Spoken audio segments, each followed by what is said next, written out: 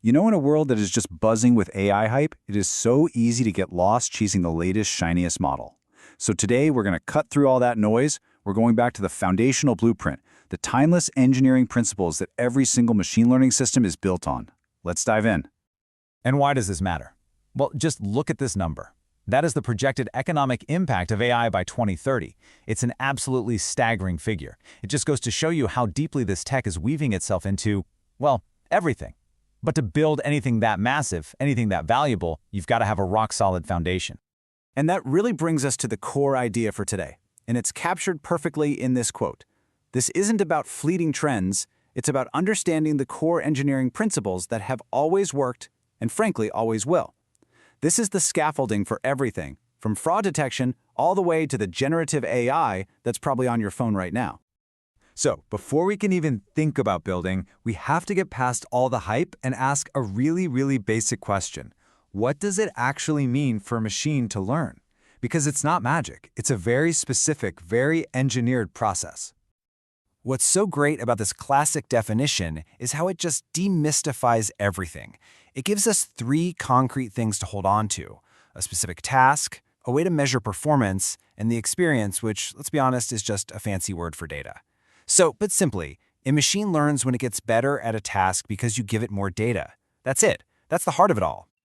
Okay, so with that definition locked in, we can now look at the actual blueprint for building intelligence. I want you to think of these next four concepts as the load-bearing pillars of any machine learning project. If you get these right, your structure is going to be sound. But if you get them wrong, well, you're just engineering noise. Our first pillar is representation. And this is all about translation. I mean, how do we take the messy, chaotic, real world and turn it into a language that a machine, which only thinks in numbers, can actually understand? You have to remember, computers don't see pictures or read text the way we do. They only see numbers. So, representation is this art of creating a numerical schematic. It's about capturing the essential patterns in the data while trying to filter out all the noise. It's kind of like turning a rough sketch into a detailed engineering blueprint. And this right here brilliantly illustrates the single most important rule in all of machine learning. If your representation is poor, if your input data is flawed or biased or just plain wrong, your model's output is going to be useless. It doesn't matter how fancy your algorithm is. Garbage in, garbage out, always. Let's move on to our second pillar, evaluation. So if representation is the blueprint, think of evaluation as the quality control inspector who shows up on site to make sure the structure is actually sound and, fit for purpose. It is so tempting to just ask, is the model accurate? But that's like giving a building a simple pass/fail grade. A good inspector looks way deeper. Is it actually useful in the real world? Does it work on data it's never seen before? Evaluation is about creating a full report card, not just a single, simple grade. And these are just some of the tools our inspector uses. For instance, a technique like cross-validation is basically a stress test. It means training and testing the model on different little slices of the data over and over to simulate how it's going to perform when it finally leaves the lab and has to face the messy, unpredictable real world. Okay, on to our third pillar, optimization. This is the construction crew. They take the blueprint from Pillar 1, they take the inspector's notes from Pillar 2, and they get to work, refining, tweaking, and improving the model to make it as good as it can possibly be. Now, this process is usually a slow, iterative one. Think of a method like gradient descent as making thousands upon thousands of tiny adjustments, just nudging the model's parameters bit by bit in the right direction to find the absolute best configuration, the one that minimizes errors and gives you the strongest result. And that brings us to our final, and you could argue most important pillar, generalization. This is the ultimate test. After all the design, all the inspection, and all the construction, can our creation actually stand on its own out there in the wild? This really gets to the heart of it all.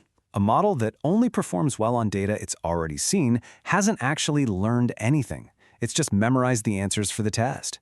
Generalization is the proof of true learning. It's the ability to apply what you've learned from old data to succeed in brand new situations. And achieving good generalization means you have to master this fundamental balancing act. A model with high bias is way too simple. Its blueprint is missing key details. A model with high variance is the opposite. It's too complex, and it starts mistaking random noise for a real pattern. The whole game is about finding that perfect sweet spot, right there in the middle. So we have our 4 pillars: representation, evaluation, optimization, and generalization. Every single ML system uses them, but how they're used can be really different. So now let's see how they come together to create some of the different architectural styles that you've probably heard of. Okay, let's look at the big ones. Supervised learning? That's kind of like studying with a teacher who gives you all the answers. Unsupervised learning is more like being given a huge library and just told, go find some interesting patterns. And reinforcement learning, that's like learning to ride a bike. You get better through trial and error, guided by rewards for success and, well, penalties for failure. Let's make this super concrete. Imagine we're building a simple classifier to decide if a movie review is positive or negative. First, we represent the words as numerical values the machine can actually read. Then we train a model using data we've already labeled. Next, we evaluate how well it does on a bunch of reviews it's never seen before. And finally, we optimize it by tweaking its settings to get even better results. See? Every single project is just an application of these 4 pillars. All right, let's move to our final section, because this all builds to a really crucial modern challenge. Building a model that works is one thing, but building a model that is trustworthy, robust, and responsible, that is a whole other level, and it requires a final inspection and some serious future-proofing. Any good engineer needs to be on the lookout for potential structural weaknesses. Overfitting is when your model just memorizes the training data instead of generalizing. Data drift. That's what happens when the world changes, but your model doesn't, making it totally obsolete. Think about a fraud detection model trained before a new payment app got popular. It would completely miss brand new kinds of fraud. These are the critical flaws we have to guard against. And this brings us to what I think of as the new, non-negotiable building codes for AI in the 21st century. It is no longer enough for a model to just work. We have to be able to explain how it works. That's explainable AI. We have to build systems we can actually trust. And these aren't afterthoughts. They have to be part of the initial blueprint from day 0. Ultimately, mastering machine learning isn't just about writing code. It's about developing a mindset for asking the right questions. Does the model actually work on new data? Is it fair?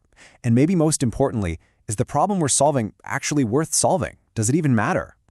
Because in the end, behind all the math and all the code, there are patterns just waiting to be discovered. The principles we've talked about today, there's simply the tools that help us listen a little more closely and hopefully build something that's not just intelligent, but meaningful.